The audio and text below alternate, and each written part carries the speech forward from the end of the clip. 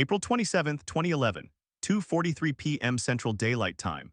The National Weather Service office in Huntsville, Alabama issued a tornado warning for Marion County. It was one of dozens of warnings that day. The atmosphere was primed for explosive supercell thunderstorms. A powerful low-pressure system was moving across the southern United States, pulling warm, moist air from the Gulf of Mexico into a region already saturated by days of rain. The ingredients were in place for an outbreak that would become one of the deadliest in American history. At 2:46 p.m., a tornado touched down near the town of Hackleburg, Alabama. Population, approximately 1,500. The town sits in the northwestern corner of the state, a rural community built around a small downtown square and a Wrangler jeans factory that employed many of the residents. The tornado was not yet on the ground, but the storm that produced it was already violent. The damage path would soon tell the story. The storm that spawned the Hackleburg-Phil Campbell tornado began as a thunderstorm cell in Mississippi earlier that afternoon. It moved east-northeast at about 40 miles per hour. By the time it crossed into Alabama, the environment was extremely favorable for tornado genesis. Low-level wind shear was high. Instability was extreme. The storm quickly organized into a supercell. Doppler radar showed a pronounced hook echo developing near the Alabama-Mississippi border. Meteorologists at the National Weather Service issued a tornado warning for Franklin County, Alabama at 2:23 p.m., then updated it as the storm intensified. Witnesses later described the sky turning a sickly green. The air grew still. Then the sound came, not a roar but a deep rumble that grew louder until it was deafening. The tornado touched down just west of Hackleburg at 2:43 p.m. Within minutes, it crossed Highway 43 and moved directly into the town. What happened next was not a gradual escalation. It was an obliteration. The first structures hit were homes on the western edge of town. Frame houses, mobile homes, brick ranch houses, they were destroyed in seconds. The tornado was rated EF5 on the enhanced Fujita scale, meaning winds exceeded 200 miles per hour. At that speed, debris becomes a weapon.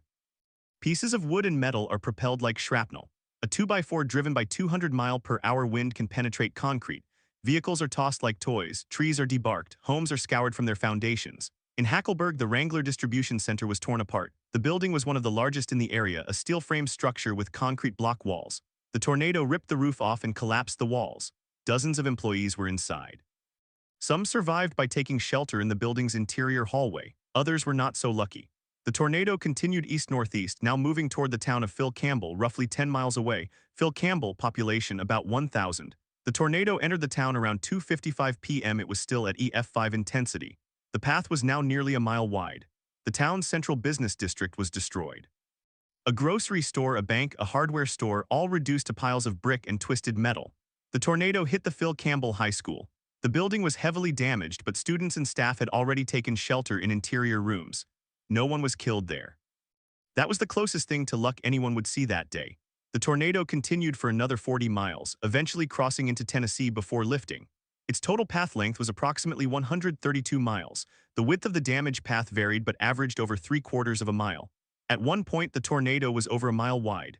The total time on the ground was about 3 hours and 35 minutes. The storm produced multiple violent tornadoes across the region that day, but the Hackleburg-Phil Campbell tornado was the deadliest of the outbreak. What happened? The tornado was part of the 2011 Super Outbreak, the largest tornado outbreak in recorded history. Over 2 days, April 25th to April 28th, 2011, more than 300 tornadoes touched down across the southeastern United States. 362 people died. The Hackleburg-Phil Campbell tornado alone killed 72 people. It was the deadliest single tornado in Alabama history. Why did it claim so many lives? The answer involves the tornado's intensity, its path, the timing, and the vulnerabilities of the communities it hit. Tornado was a wedge. That is the term meteorologists use for a tornado so wide it looks like a dark wall filling the horizon. For people in its path, there was often no clear view of the funnel. The tornado was simply everywhere. It was rain-wrapped, meaning heavy rain obscured it from radar and from visual observation. Many people did not see it coming until it was too late. The warning time varied. Some residents received tornado warnings on their phones or over NOAA weather radios. Others did not. In rural areas, sirens are less common. The tornado moved fast, over 40 miles per hour. That left little time to react. The National Weather Service issued a tornado warning for the affected area 41 minutes before the tornado struck Hackleburg.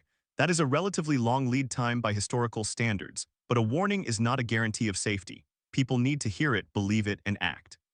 In a community where tornado warnings are common, it can be difficult to decide when to take shelter. This is a problem that investigators would later examine in depth. How do you make people take warnings seriously when the storms are frequent, but the direct hits are rare? The systems that failed were not solely technological.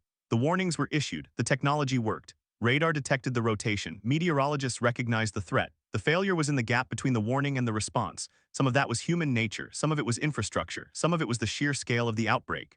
The National Weather Service offices in Birmingham and Huntsville were overwhelmed. They were issuing warnings for multiple storms simultaneously. The situation was chaotic. In the middle of that chaos, people in Hackleburg and Phil Campbell were about to face a force of nature that human systems can only mitigate, never control. After the tornado passed, the destruction was staggering. The damage path was marked by total devastation. In some areas, not a single wall remained standing. Steel power poles were snapped off at the base. Vehicles were wrapped around trees. People were found a quarter mile from their homes. The debris field was measured in miles. Investigators from the National Weather Service surveyed the damage and classified the tornado as EF5, the most violent category. Only about 1% of tornadoes reach this intensity. The Hackleburg-Phil Campbell tornado was one of 4 EF5 tornadoes that day. That is unprecedented.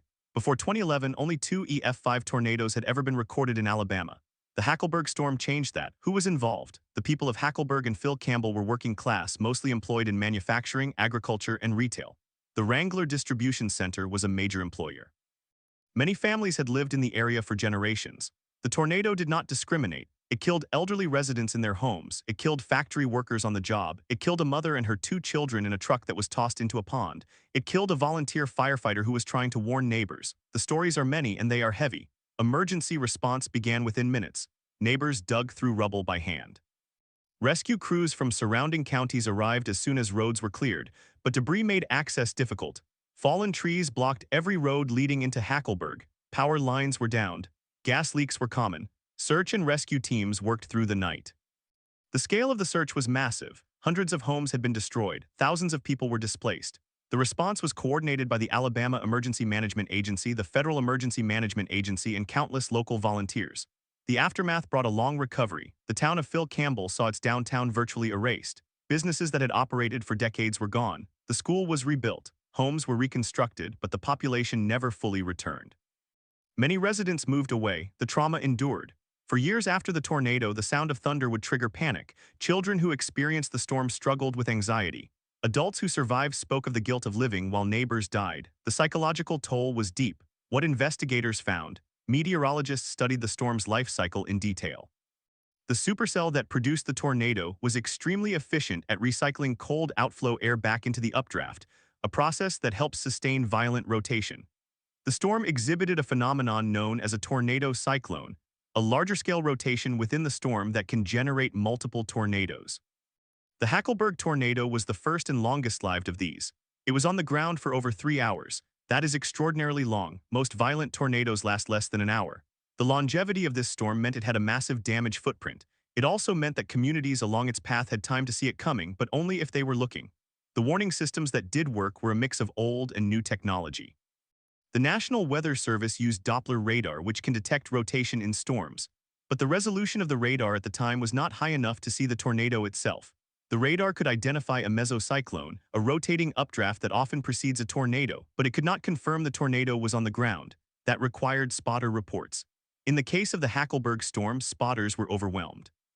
The counties affected were rural, with fewer trained weather spotters per square mile than urban areas. The storm also produced multiple tornadoes that day, so spotters were spread thin. The failure of the warning system to reach everyone is still a matter of study. NOAA weather radios are effective, but not everyone has one. Mobile phone alerts were new in Union. Not all phones were capable of receiving them. Television and radio were often the primary sources of warning information. But when a tornado strikes a small town, the local radio station may be knocked off the air. That happened in Phil Campbell. The broadcast tower was destroyed. How could this have happened? The answer requires understanding the vulnerability of the rural Deep South to extreme weather. Mobile homes are common in the region. They are particularly dangerous in tornadoes because they offer little protection from high winds. In the Hackleburg-Phil Campbell tornado, the majority of the deaths occurred in mobile homes or in vehicles. Few people had access to a storm shelter or a basement. The geology of northern Alabama is such that basements are rare. The water table is high, and the soil is often unsuitable for underground construction. That left many residents with no good option for safe refuge. The best they could do was an interior room on the lowest floor of a permanent structure. But many did not have permanent structures. The event still matters because it exposed gaps in public safety that remain unresolved. The 2011 Super Outbreak prompted improvements in radar coverage, including the installation of dual polarization radar, which can better detect debris signatures. The National Weather Service increased emphasis on impact-based warnings, which communicate the severity of the threat in clear language. Mobile phone alert systems improved, but the problem of warning fatigue and the lack of shelter options in rural areas has not been solved. Every spring as severe weather season returns, the same question arises. If a tornado like the Hackleburg-Phil Campbell one struck again tomorrow, would we be ready? The response from federal and state authorities was swift in the days after the storm. President Barack Obama declared a major disaster for 65 counties in Alabama. FEMA provided assistance to individuals and households. The American Red Cross set up shelters, but the recovery was slow. The process of rebuilding mental and emotional health took years. The physical rebuilding took even longer. Some parts of Hackleburg and Phil Campbell never fully recovered. The towns remained smaller than they were before the tornado. What happened to the people who survived? Many continue to live with the memory of that afternoon. The sound of the wind, the darkness, the smell of natural gas and splintered wood, the hands searching through rubble for the people they loved. The survivors carry that with them, and the rest of us carry the warning that a well-timed watch, a functioning warning system, and a prepared community are not always enough when the atmosphere decides to treat a stretch of land like a laboratory experiment in destruction. The weather does not care about human systems, it only follows the physics. And on April 27, 2011, in the towns of Hackleburg and Phil Campbell, the physics delivered a verdict that no amount of warning could have reversed. In the months that followed, the National Weather Service in Huntsville conducted a comprehensive damage survey of the Hackleburg-Phil Campbell tornado. They documented over 1,200 individual damage indicators, ranging from snapped trees to swept-clean concrete foundations. The analysis confirmed a path width of up to 1.2 miles in some areas and wind speeds estimated at 210 miles per hour. But the numbers alone could not capture the pattern of destruction. What they found was that the tornado did not weaken as it crossed open fields. It intensified when it reached populated areas because the friction from trees and buildings actually helped tighten the rotation. That is a counterintuitive fact about tornado dynamics. Surface roughness can increase vertical vorticity, making a tornado more violent as it enters a town. One of the most difficult aspects of the survey was mapping the fatalities. The tornado killed 72 people in total, with the majority in Marion County, where Hackleburg and Phil Campbell are located. The ages ranged from 4 months to 93 years old. 11 of the victims were children under the age of 18.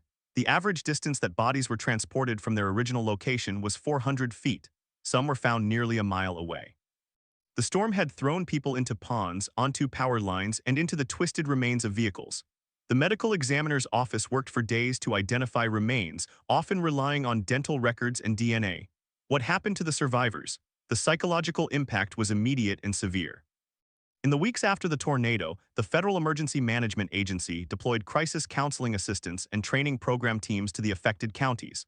They reported that nearly every survivor they interviewed showed signs of acute stress disorder. Sleep disturbances, hypervigilance, and intrusive memories were common. Many could not bear the sound of wind or rain. Children who had experienced the storm often refused to go outside during cloudy weather. The counseling services continued for more than a year, but the need for long-term mental health care far exceeded available resources. The recovery process was marked by bureaucratic hurdles. FEMA provided individual assistance, but the amounts were often insufficient to cover the full cost of rebuilding. Many homeowners had insurance policies that excluded wind damage or had deductibles that were effectively unaffordable. The state of Alabama established a long-term recovery committee, but the coordination among local, state, and federal agencies was inconsistent. Volunteers from church groups and nonprofit organizations like the American Red Cross and the United Way filled many gaps, but they could not replace the lost infrastructure. The town of Phil Campbell had to rebuild its water treatment plant, its fire station, its school, and its post office. Each project required funding, permitting, and construction. The school was completed in time for the 2012 academic year, but the downtown commercial district remained a collection of empty lots and temporary structures for years. One of the most significant changes after the tornado was the increase in storm shelter construction. The state of Alabama launched a program to subsidize the installation of residential storm shelters, funded by federal hazard mitigation grants. By 2015, over 2,000 storm shelters had been built in the counties affected by the April 2011 outbreak. But the program was slow and expensive. The average cost of a shelter was between $3,000 and $5,000, and the grant only covered a portion. Many low-income families could not afford the remaining cost. The result was that the people who lived in the most vulnerable homes, mobile homes, were often the least likely to have a shelter. The problem remains unresolved. The National Weather Service also made changes. In 2012, they introduced impact-based warnings for tornadoes. These warnings include specific language about the expected severity, such as "this is a particularly dangerous situation" or "you are in a life-threatening situation." The goal was to make warnings more actionable, especially for people who might otherwise ignore a standard alert. The new warnings were tested in the 2013 tornado season and found to be effective at increasing protective action. But the system still depends on the recipient receiving the warning in time. The communications infrastructure that failed in 2011, radio towers knocked down, cell phone towers overloaded, was only partially hardened in the years that followed. The 2011 Super Outbreak also prompted a reassessment of the national tornado climatology. Researchers at the University of Alabama in Huntsville and the National Severe Storms Laboratory conducted a detailed analysis of the environmental conditions that day. They found that the atmosphere was unusually unstable, with a combination of high moisture, strong wind shear, and a capping inversion that prevented storms from developing too early. When the cap broke, storms exploded in intensity. The conditions were similar to those that produced the strongest tornadoes in the Central Plains, but they occurred in the Deep South. The question that emerged was whether this was a one-in-a-thousand-year event or a sign of a changing climate. The data is not yet conclusive, but the frequency of large tornado outbreaks in the southeastern United States has increased since the 1970s. Some scientists attribute this to changes in the jet stream and the availability of warm, moist air from the Gulf of Mexico. The human consequences of the Hackleburg-Phil Campbell tornado extend beyond the 72 direct fatalities. In the years after the storm, the suicide rate in the affected counties rose. The economic decline was also measurable. The Wrangler distribution center, which had employed over 400 people, was destroyed. The company rebuilt, but not in Hackleburg. They moved the distribution center to a nearby town, leaving a gap in local employment that was never filled. The property tax base collapsed, forcing the school system to cut programs. Young families moved away. The population of Phil Campbell decreased by nearly 20% between the 2010 and 2020 censuses. Yet the community also showed remarkable resilience. Every year on April 27th, the towns of Hackleburg and Phil Campbell hold memorial services. They read the names of the victims. They place flags along the paths where homes once stood. The school holds a moment of silence. The tornado is part of the collective memory, but it is not the only story. Survivors speak about the kindness of strangers, the volunteers who came from across the country, the donations of food and clothing, the neighbors who shared their generators and their food. There are stories of people who survived because they acted on a warning that did not reach them through official channels. A father saw the sky turn green and pulled his family into the bathtub minutes before the tornado arrived. A woman heard the roar and ran to her neighbor's house, not her own, and found them safe because the other house was destroyed. These small decisions made the difference between life and death. What investigators could not answer was why the tornado lasted so long. The supercell that produced the Hackleburg tornado was part of a larger complex that eventually spawned 3 additional EF5 tornadoes that afternoon. The longest-lived of these, the Hackleburg storm, traveled from Marion County all the way to DeKalb County in northeastern Alabama, a total distance of 132 miles. It crossed 4 counties, each with its own emergency management system. The storm moved at an average forward speed of 50 miles per hour, which meant that communities had very little time to react after a warning was issued. The typical lead time for a tornado warning in 2011 was about 13 minutes. For a storm moving that fast, that warning window was effectively halved. The warning system that failed in 2011 has been improved, but it is still not perfect. The dual polarization radar installed after the outbreak can detect debris balls, a radar signature that confirms a tornado is on the ground. But the technology is only as good as the meteorologists interpreting it, and the radar coverage still has gaps in mountainous areas and along coastlines. The cell phone alert system, now called wireless emergency alerts, reaches most modern phones, but it also generates false alarms. Every false alarm erodes public trust. The challenge is to balance sensitivity with specificity. The story of the Hackleburg-Phil Campbell tornado is not just about one storm. It is about the intersection of weather, infrastructure, poverty, and public policy. The people who died were not simply unlucky. They were living in homes that could not withstand the wind in a region where tornadoes are common but resources are scarce. The lives lost were the result of a system that provided warnings but not safe places to go. That reality has not changed as much as we would like to think. In 2023, a study by the University of Alabama found that only about 30% of homes in the tornado-prone counties of northern Alabama had an above-ground safe room or a basement. The majority of residents still rely on interior closets, bathtubs, or simply luck. The survivors carry the weight of that luck. One woman whose home was hit directly told reporters that she survived because she was in the bathroom that happened to be in the corner of the house that remained standing. Her neighbor, who was in the same type of home, did not. The randomness of the storm is part of what makes it so hard to accept. The damage path was not a straight line, it shifted and narrowed and widened. Some houses were reduced to rubble while the house next door was untouched. The science of tornado microphysics can explain why that happens, the small-scale vortices within the larger circulation, but the explanation does not ease the grief. The investigation into the Hackleburg-Phil Campbell tornado was exhaustive, but it did not result in any major changes to building codes. The International Residential Code does not require wind-resistant design for homes in most parts of the country. The Federal Emergency Management Agency publishes guidelines for constructing safe rooms, but compliance is voluntary. The cost of adding a safe room to a new home is about $5,000, a small amount compared to the overall cost of the house, but a significant barrier for low-income families. The result is that the most vulnerable remain the most exposed. How could this have been different? If the warnings had been issued earlier, more specific, or distributed through more channels, some lives might have been saved. But the fundamental problem is that warnings do not replace shelters. The same lack of basements, the same prevalence of mobile homes, the same gaps in public education about tornado safety that existed in 2011 still exist today.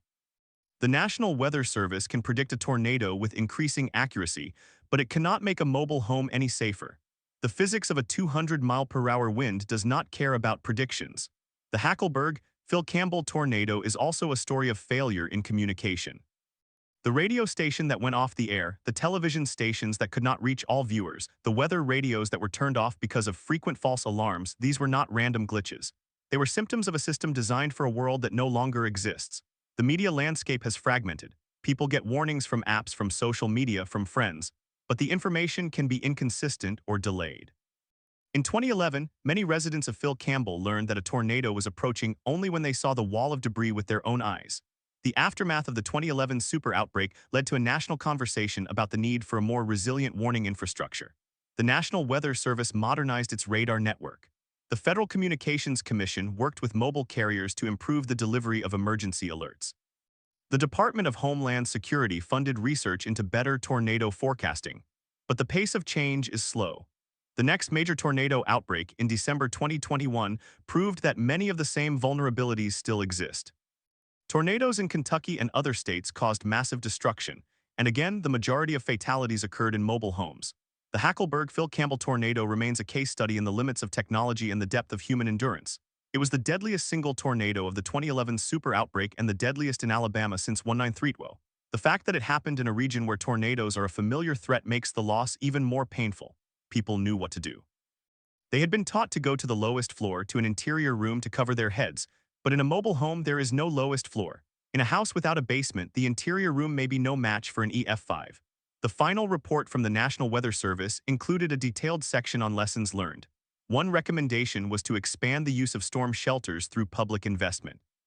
Another was to improve the way warnings are communicated to people who do not speak English, who have disabilities, or who do not have access to the internet.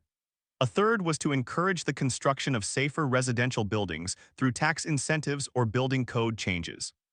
As of 2024, none of these recommendations have been fully implemented at the national level. What remained after the storm was a scar on the land and a hole in the memory of a small community. The Wrangler plant was never rebuilt. The downtowns of Hackleburg and Phil Campbell are still sparse. The school was rebuilt, but the population that fills it is smaller. The tornado did not just kill people, it killed a way of life. It erased the daily rhythms of a town that had been built by generations of families. The survivors who stayed did so because they could not imagine living anywhere else. They rebuilt their homes with safe rooms, they planted trees, they learned to watch the sky with a new kind of attention. But every spring when the warm, moist air from the Gulf collides with the cold fronts from the north, the tension returns. The sirens are tested on the first Saturday of the month. The weather radio chirps. The children practice tornado drills.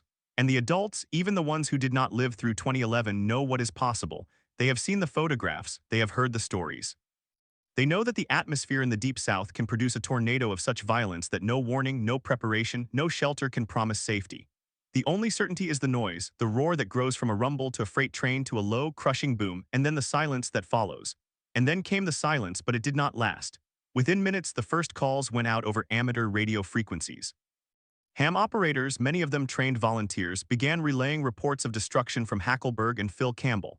The National Weather Service office in Huntsville, which had issued the tornado warning, immediately began coordinating with local emergency management agencies. At 4:15 p.m. on April 27, 2011, the first search and rescue teams mobilized.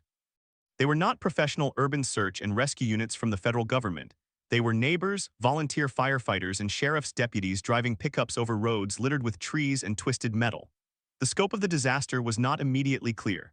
The tornado had carved a path 1 mile wide in some places, and the debris field extended for more than 30 miles. Communication towers had been knocked down. Cell phone service was out across large stretches of Marion and Franklin counties. The 911 dispatch centers in both counties were overwhelmed. Calls for help could not be routed. In some cases, survivors walked miles to find a working phone or a passing emergency vehicle. By nightfall, the true scale began to emerge. The death toll was not a number yet. It was a list of names being compiled by funeral homes and schools. Families gathered at churches and community centers waiting for word. The Red Cross set up shelters in nearby towns that had been spared. But for many, there was no need for a shelter because they had no home to return to. The tornado had destroyed more than 1,000 structures in its path, including entire subdivisions, mobile home parks, and commercial buildings. The first official fatality count came at 6:30 p.m. on April 27th. It was 7. By midnight, it had risen to 20. By the next morning, it was 35. And by the end of the week, the final number would reach 72 dead in Alabama alone. The Hackleburg-Phil Campbell tornado was responsible for 72 of the 240 deaths across the entire Super Outbreak. That single tornado killed more people than any other tornado in the outbreak, and more than any tornado in the United States in the previous 60 years. The challenge of search and rescue was compounded by the sheer violence of the destruction. Entire homes had been lifted off their foundations and deposited hundreds of yards away. Cars were wrapped around trees. A school bus was thrown into a field. The debris was not just wood and brick. It included glass, nails, propane tanks, and downed power lines. Rescuers had to work carefully, listening for voices, using thermal imaging cameras brought in from larger cities. Cadaver dogs were flown in from Mississippi and Tennessee. The injured were transported to hospitals in Russellville, Hamilton, and Tupelo, Mississippi. Many had cuts, broken bones, and head trauma. Some had been thrown through windows or had been struck by airborne debris at speeds exceeding 100 miles per hour. The local hospital in Hamilton, which served Phil Campbell, was not equipped for a mass casualty event. Doctors and nurses triaged patients in the parking lot. Ambulances shuttled the most critical to larger facilities in Birmingham, a drive of nearly 2 hours. The medical response was heroic, but it also revealed the fragility of rural healthcare infrastructure. In the days after the storm, the Alabama Department of Public Health conducted a survey of damage to medical facilities. 3 clinics were destroyed. 2 nursing homes were partially collapsed. The health department recommended that rural hospitals develop mobile surge capacity, but funding for such measures remained scarce. The investigation into the Hackleburg-Phil Campbell tornado began almost immediately. The National Weather Service deployed a survey team of meteorologists from the Huntsville office. They walked the damage path, documenting the destruction of structures, trees, and vehicles. They used a system called the Enhanced Fujita Scale, or EF scale, which estimates wind speed based on the degree of damage to 28 different types of structures. For a home, EF5 damage means the entire house is swept clean off its foundation, and the debris is scattered significant distances away. That is what the surveyors found in the hardest-hit neighborhoods. The team measured the width of the damage path at multiple points. They found that the tornado was on the ground for 132 miles, crossing from Marion County into Franklin County and then into Colbert and Lauderdale counties before finally lifting near the Tennessee state line.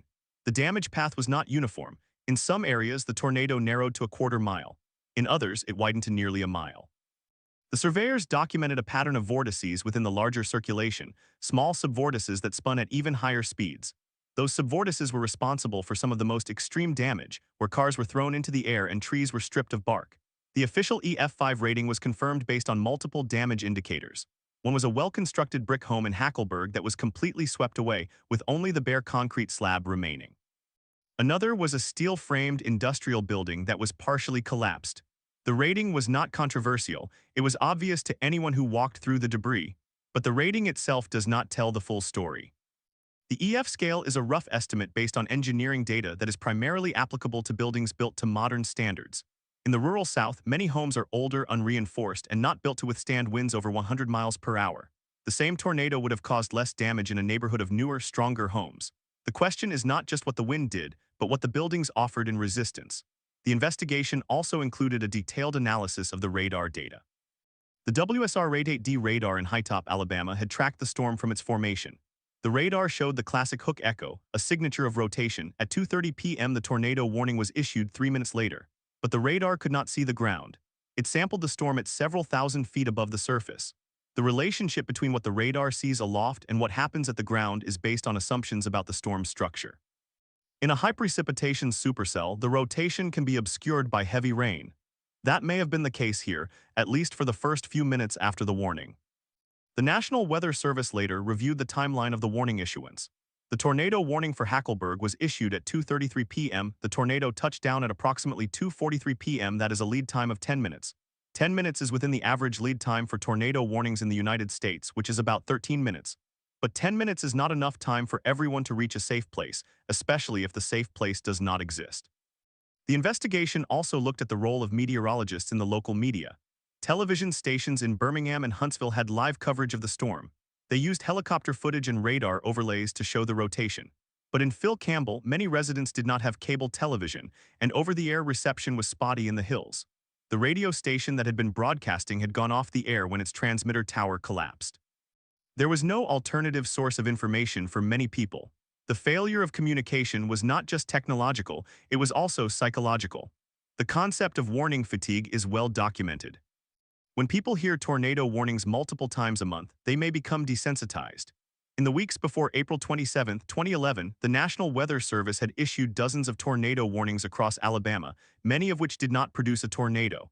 On April 15th, a series of strong storms had produced tornadoes, but none as violent as the outbreak on the 27th. Residents who had taken shelter on the 15th and seen nothing might have been less likely to respond on the 27th. The warning system also suffered from a problem of specificity. The tornado warning polygons that the National Weather Service uses are geographic areas of roughly one county or a portion of a county. But within that polygon, the tornado may only affect a small area. The Hackleburg-Phil Campbell tornado was on the ground for more than 100 miles, but at any given point the area under threat was only a mile wide. That means 99% of the people inside the warning polygon were not directly in the path. They might have heard the siren but not seen any evidence of a tornado. Over time, that pattern erodes the urgency of the warning. The aftermath of the storm brought a wave of donations and volunteer efforts. The United Way, the Salvation Army, and numerous church groups set up distribution centers. FEMA opened a field office in Birmingham and began registering survivors for assistance. But the process was slow and bureaucratic. Many survivors did not have identification papers because those were destroyed in the storm. Some did not have bank accounts.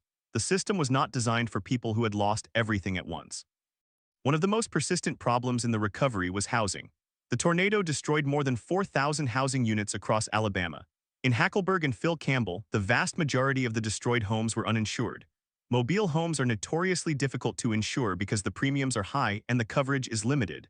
Many owners had only liability insurance, not replacement cost. After the storm, they received a check for the value of the mobile home, which was often far less than the cost of a new one. They were left with no way to rebuild. The shortage of affordable housing in rural Alabama was a problem long before the tornado. The state has some of the highest poverty rates in the country, especially in the Black Belt counties. But even in the northern part of the state, where the tornado struck, median household incomes are well below the national average. The tornado did not create poverty, it exposed it. The people who died were disproportionately the poor, the elderly, and those living in mobile homes. The long-term recovery efforts were coordinated by the Alabama Governor's Office of Volunteer Services. Donations poured in from across the country. Celebrities and corporations contributed. The nonprofit group Habitat for Humanity built dozens of new homes in the affected areas, but the process took years. By 2015, only about half of the destroyed homes had been rebuilt. Many families moved away permanently to cities like Birmingham or Huntsville where jobs were more plentiful. The demographic impact of the tornado was stark. The population of Hackleburg, which was about 1,500 before the storm, dropped by nearly 15% in the following decade. The school system lost students and funding.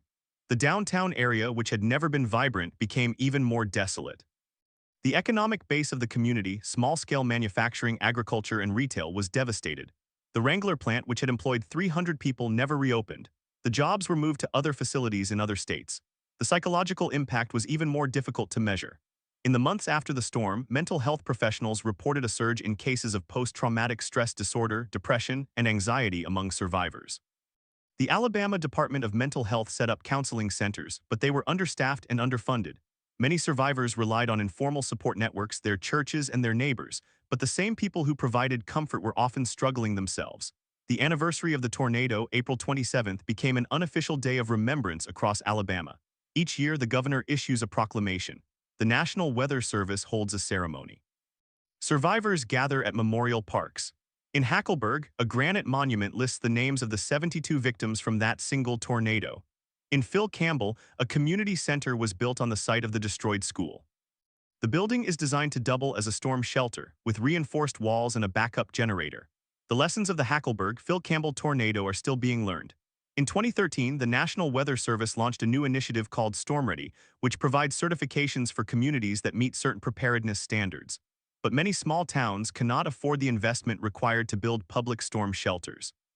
In 2019, the Federal Emergency Management Agency updated its guidelines for safe rooms, but compliance remains voluntary. The most fundamental lesson is that warnings are not enough. A tornado warning that arrives 10 minutes before impact is effective only if there is a safe place to go. In the rural South, where basements are rare and mobile homes are common, safe places are scarce. The only way to reduce fatalities is to build safer housing. That requires changes to building codes, financial incentives, and public investment. But such changes are politically difficult because they impose costs on builders and homeowners. The alternative is to accept a certain level of fatalities as inevitable. That is the implicit calculation that many communities make. The cost of retrofitting every home in the tornado belt would be astronomical. The cost of building a network of public storm shelters across every county would run into the billions, and even then not everyone would use them. Some would stay home to protect their property. Others would not hear the warning in time. So the question remains, how much death is acceptable? It is not a question that policymakers like to ask, but it is the question that the Hackleburg-Phil Campbell tornado forces us to confront. The 72 people who died did not have to die. They could have been saved if the system had been different. But the system was not different, and it has not changed enough to prevent similar tragedies.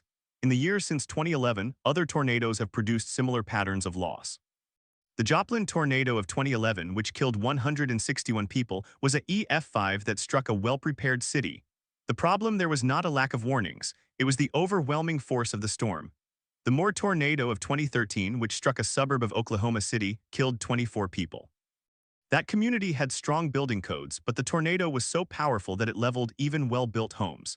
The Hackleburg-Phil Campbell tornado sits alongside those storms in the record books, but it is different in one important way. It struck a region that was already struggling. The poverty, the lack of basements, the reliance on mobile homes, the gaps in communication, these were not random. They were the result of decades of disinvestment and neglect. The tornado did not discriminate, but the vulnerability did. The people who died were not the wealthiest or the healthiest. They were the ones who had the least resources to protect themselves. That is the story that deserves to be remembered. Not just the wind speed or the damage path or the number of lives lost, but the underlying conditions that made those lives so fragile. The tornado was a natural disaster, but the destruction was amplified by human decisions.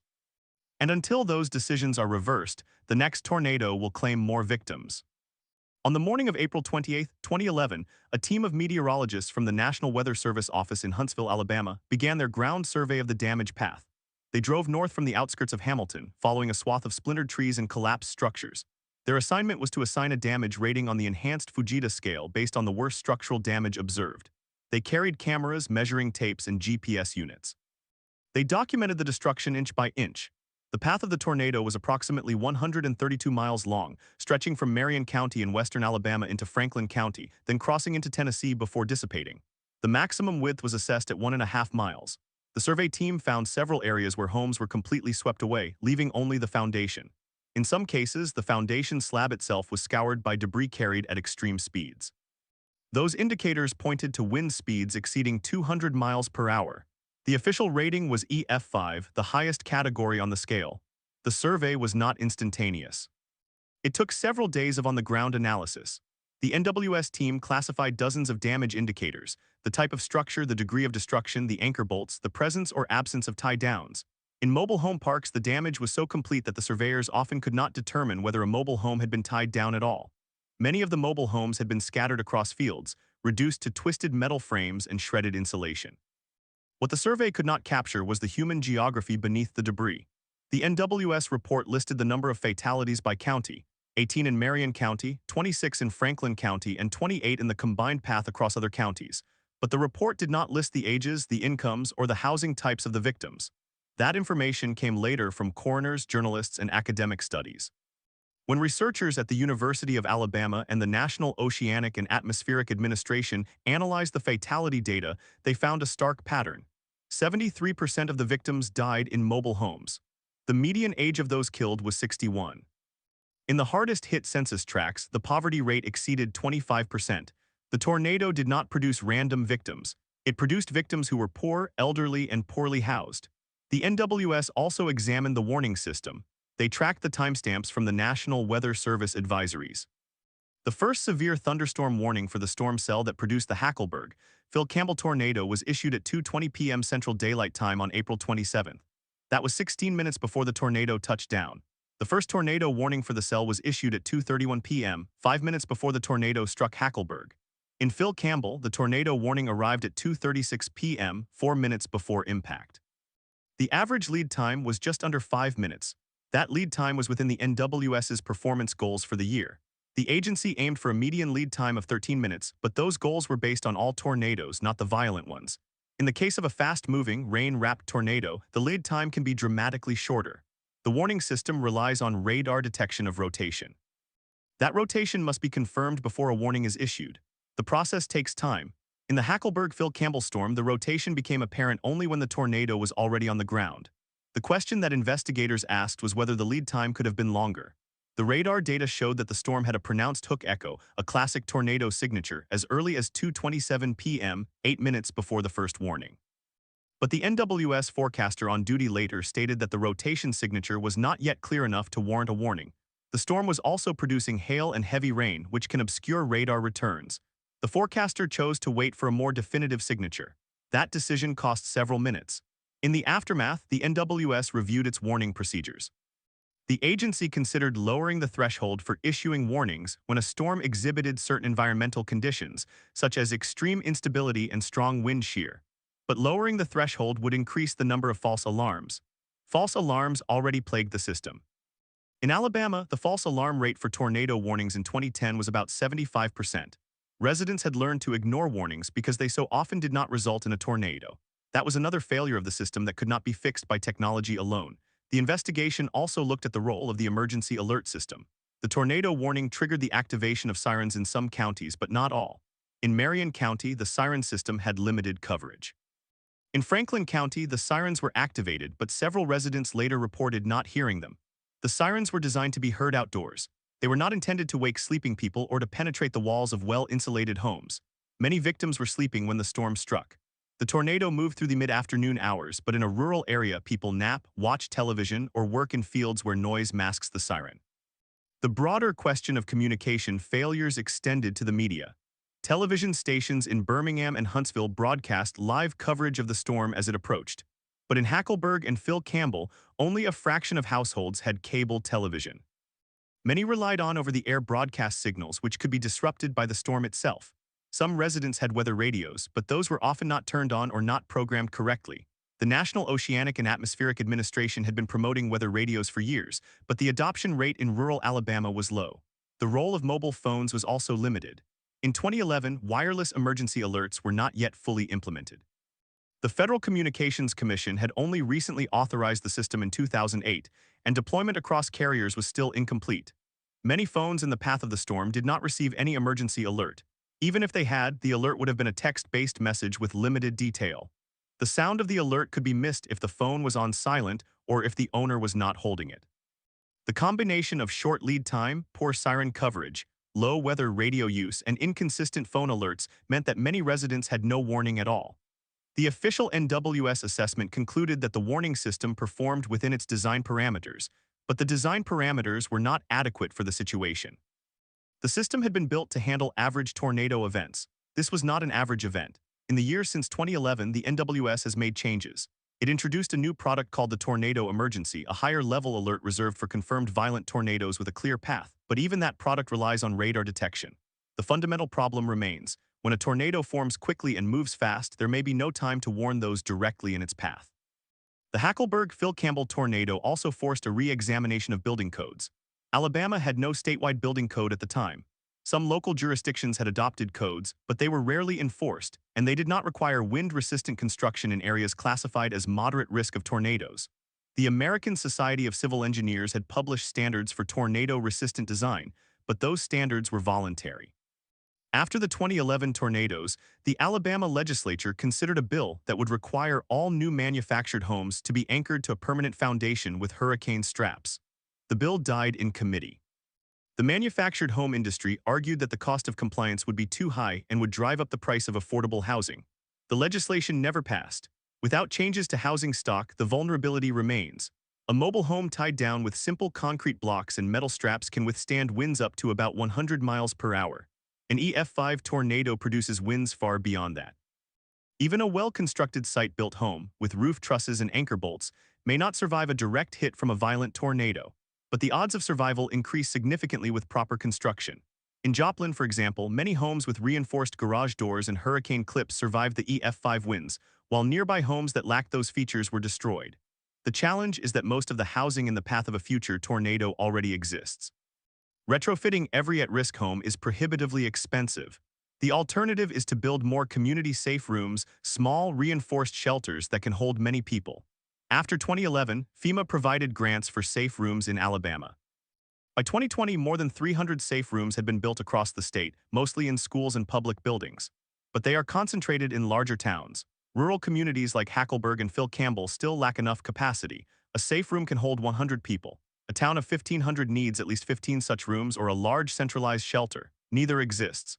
The human cost of that gap was measured not only in deaths but in injuries and displacement. The Alabama Department of Public Health tracked hospital admissions in the weeks after the storm.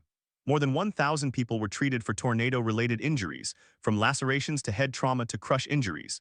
Many of those patients were from the rural northern counties. The hospitals in those counties were small, underfunded, and quickly overwhelmed. Patients had to be transferred to facilities in Huntsville or Birmingham. The ambulance response times were long because roads were blocked by. The mental health toll continued for years.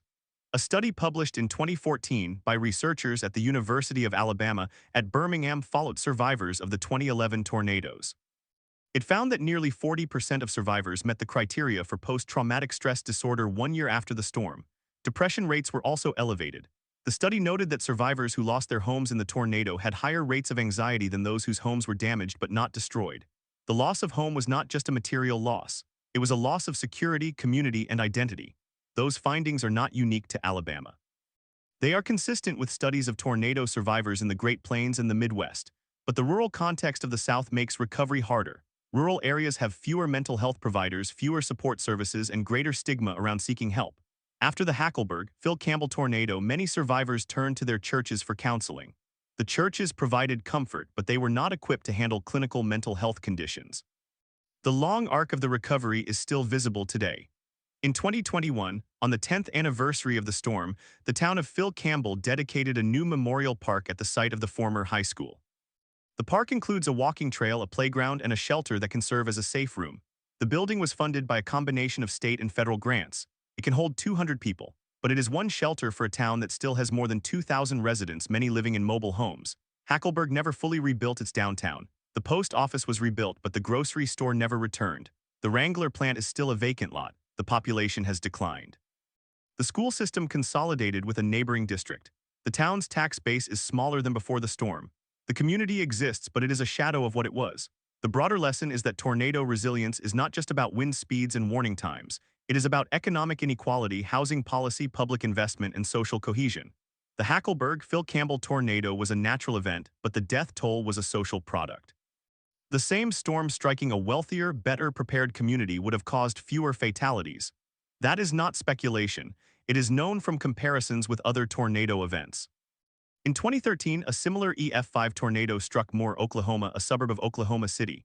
Moore had strong building codes and an extensive network of storm shelters. The tornado killed 24 people. The fatality rate per mile of path was substantially lower than in Alabama. The difference was not luck, it was policy. The question that remains is whether the nation will learn from that difference. The National Weather Service can improve its forecasts. FEMA can fund safe rooms. But those efforts are insufficient as long as millions of Americans live in homes that are death traps during a severe storm. The residents of Hackleburg-Phil Campbell did not choose to be vulnerable. They were born into a system that accepted vulnerability as normal. The tornado ripped away the pretense. Beneath the splintered wood and scattered debris, the truth was exposed. Where you live determines whether you survive. And until that changes, the next EF5 will write the same story, with different names but the same ending. On the afternoon of April 27, 2011, the National Weather Service office in Huntsville, Alabama, issued a tornado warning for Marion County at 2:46 p.m. Central Daylight Time. The warning was based on radar data indicating a strong rotation near the town of Hackleburg. The forecaster on duty noted a debris signature on the radar, an unmistakable sign that a tornado was on the ground and destroying structures. At 2:58 p.m., a tornado emergency was declared, the highest level of alert. The warning included the phrase, "This is a life-threatening situation." But the warning came too late for many. The tornado had already crossed into the county and was moving at nearly 60 miles per hour. In Hackleburg, the first homes were struck at 2:51 p.m., 7 minutes before the emergency was called. The warning could not outrun the storm. What happened after the tornado passed is a story of fragmented response. The storm had cut a path nearly a mile wide in some sections, making roads impassable. In Phil Campbell, the main highway was blocked by overturned vehicles and fallen trees. Emergency services had to use chainsaws and heavy equipment just to reach the damaged areas. The first search and rescue teams arrived in Hackleburg at about 4 p.m., more than an hour after the tornado struck. They found a landscape that defied easy description. Houses were reduced to slabs, cars were wrapped around trees, the air smelled of gasoline, pine, and dust. Survivors wandered the streets in shock, some wearing only underwear, their clothes torn away by the wind. The official death toll was 72, but that number does not capture the full scale of loss. Over 400 people were injured. Many of those injuries were severe, traumatic brain injuries, internal bleeding, multiple fractures. The hospitals in the region were small and understaffed. Helen Keller Hospital in Sheffield, about 30 miles away, received more than 100 patients in the first 3 hours. The emergency department had to triage patients on the lawn because the building could not hold them. Helicopters from the Alabama National Guard airlifted the most critical cases to trauma centers in Huntsville and Birmingham. In the days that followed, the Federal Emergency Management Agency deployed teams to conduct damage assessments. They found that more than 700 homes were destroyed and over 1,000 were damaged. The total economic loss was estimated at nearly $1.3 billion, but the real cost was measured in weeks of displacement, lost livelihoods, and fractured families. In Phil Campbell, the high school was destroyed. The town had to hold classes in trailers for 2 years. In Hackleburg, the only grocery store was gone. Residents had to drive 30 minutes to the nearest full-service store in Hamilton. The rebuilding process was slow and uneven. Federal grants helped some families rebuild, but the money arrived in stages, often delayed by bureaucratic requirements. Many residents chose to leave. They moved to larger towns where jobs were more plentiful and the risk of tornadoes seemed lower, though that perception was flawed. The entire Southeast is at risk. The population of Hackleburg declined by nearly 15% between 2010 and 2010. Phil Campbell lost about 12%. The towns that remained were smaller, older, and poorer. The tornado also changed the way the National Weather Service communicates risk. After 2011, forecasters began using more explicit language and warnings. They added impact-based statements such as, "This is a particularly dangerous situation and you are in the path of a confirmed violent tornado." The goal was to break through the numbness of repeated warnings, but studies have shown that even these changes do not guarantee action. People still delay, they look outside. They try to confirm the threat. By the time they decide to seek shelter, it is often too late. The Hackleburg-Phil Campbell tornado remains a case study in the limits of warning technology. Radar can detect rotation, but it cannot see inside a car traveling down a rural road. It cannot predict which mobile home park will be hit next. The human factor, the way people interpret, ignore, or act on warnings, is the least predictable part of the system. And that factor cannot be fixed with a better algorithm. In the end, the story is not about wind speeds or warning times. It is about a gap between what is possible and what is done. The technology exists to build safer homes, to equip every community with shelters, to ensure that no one has to rely on a car as a refuge during an EF5. Those solutions cost money. They require political will. They demand that we treat tornadoes as a chronic threat, not a freak occurrence. Until that happens, the victims of April 27, 2011 will not be the last. They will be the first in a line that stretches toward the next spring storm season. And the question left unanswered is not whether another such tornado will come, but whether we will be ready when it does.